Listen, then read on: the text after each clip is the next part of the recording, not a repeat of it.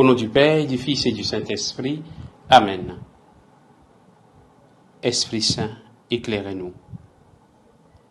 Donnez-nous la parole du Seigneur pour que nous puissions nous disposer à la transformation que le Seigneur veut de nous.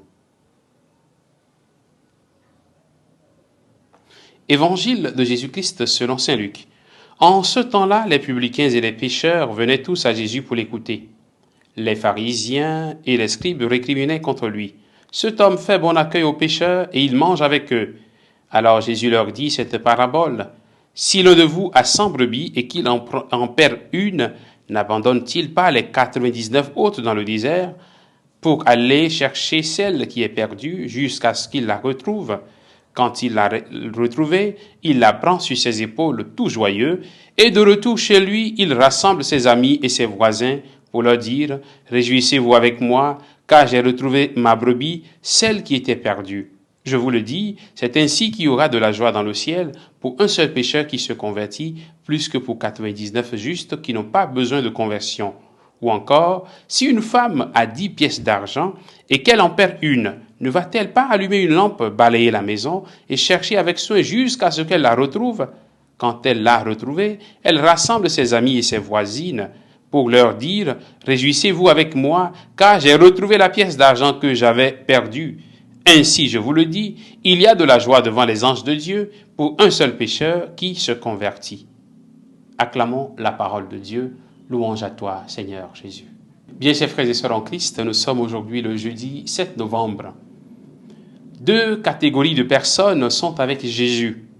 D'un côté, les publicains et les pécheurs qui viennent à lui pour l'écouter.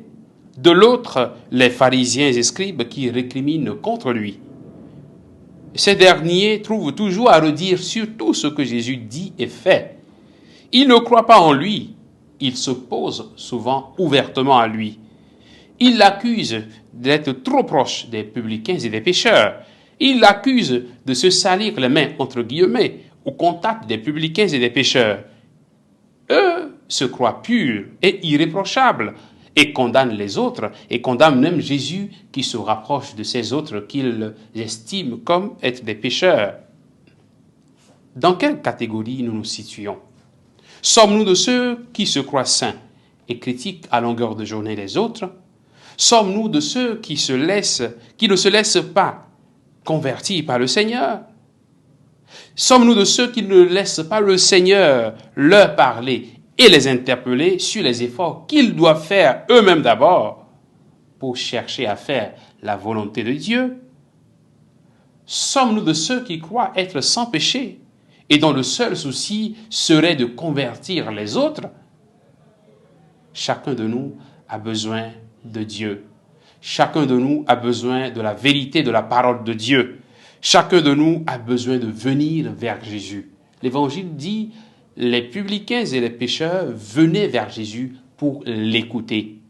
Mon frère, ma sœur, toi et moi, nous avons tous besoin de venir vers Jésus pour l'écouter. Non pas pour juger, non pas pour juger le Seigneur, non pas pour juger nos frères et sœurs. Que sa grâce nous soutienne en ce jour, afin que nos cœurs soient toujours disposés à écouter la parole de Dieu et à nous laisser convertir par cette parole. Qu'il nous bénisse et qu'il nous garde dans sa paix, au nom du Père et du Fils et du Saint-Esprit. Amen.